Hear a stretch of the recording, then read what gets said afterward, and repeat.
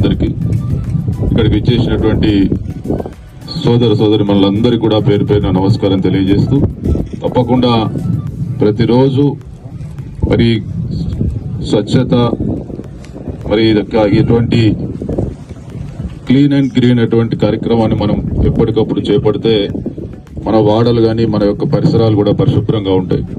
మరి ఈ కార్యక్రమం నిరంతరం మనం కొనసాగించాల్సిన అవసరం ఉంది.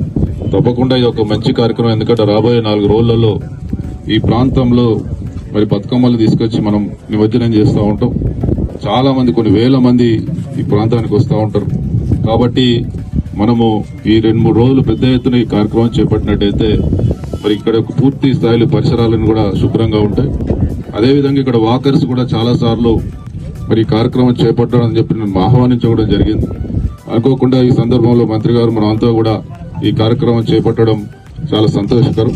మరి ఈ మంచి కార్యక్రమం చేపడుతున్నటువంటి మున్సిపల్ కార్పొరేషన్ అధికారులకు, సిబ్బందికి అందరికీ కూడా పేరు పేరున ధన్యవాదాలు తెలియజేస్తూ ఇందులో ప్లాస్టిక్ బదులుగా జూటు బట్ట సంచులు మాత్రమే వాడతానని ప్రతిజ్ఞ చేస్తున్నాను. జై హింద్.